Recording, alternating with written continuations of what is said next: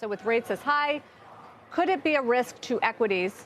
Well, certainly our next guest thinks so. Joining us is Neuberger Berman Private Wealth Managing Director Holly Newman Kroft. Holly's team manages more than $3.5 billion in assets, is ranked by Barron's as one of the top financial advisors in this country. Welcome back, Holly. Thank you. Good to be here. So more others are following your negative footsteps. You have said to be cautious pretty much all year.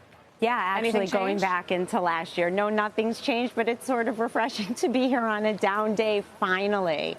It seems like maybe market sentiment is trying to catch up with all the leading indicators, which have been negative for quite some time. And I've been bearish, as you know, for quite some time. But I think what's happened this year is the market hooked on to inflation coming down, and they just let the market run with that. But now it's hard to ignore some of these leading indicators. The yield curve has been significantly inverted for 12 months. And as you know, a recession typically comes 15 to 18 months after that inversion. We're seeing contraction in the market. PMI surveys are below 50.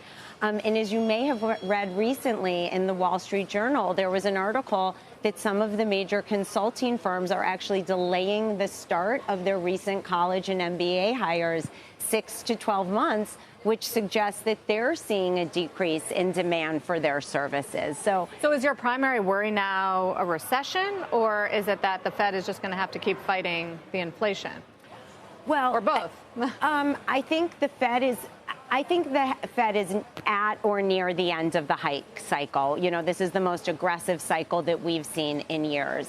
And I don't think it matters if we just have a slowdown or we have a recession. I sort of think that that's irrelevant. What I do think is our 12-month outlook at NB Private Wealth is that we're going to have a significant economic slowdown, and that the market is going to catch up to the indicators that have been signaling this for quite some time.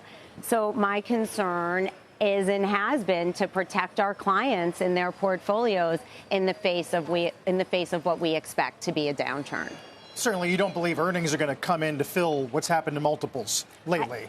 I don't. I think, you know, we talked about inflation coming down, but if you look at wage inflation, that has been unbelievably high, at multi-decades high, and that's putting pressure on all of the companies and on their profit margins.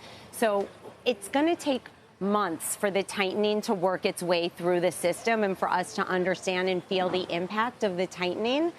We're just starting to see it now. We're just on the cusp. That said, though, a lot of people still say the number one wage dynamic is growth in real wages and purchasing power that will drive retail sales, which is most of our economy. Does that not make sense? Well, as we just heard, we're starting to see car loan defaults, and I think there's still surplus money in the system left over from the pandemic, and that is not evaporated, but it is declining. And where we're seeing a lot of labor market shortage is not in the older population or people near retirement, but it's in the younger college graduate age group. So they might have had surplus money to drive what they're buying and what they want, but that surplus is running out. So I think it's just catching up with us. We've been on this euphoria driven by AI, driven by our labor markets, and it's almost a case of, is good news, the strong labor market, becoming bad news? And is the wage inflation putting pressure on the Fed to have to keep rates higher for longer?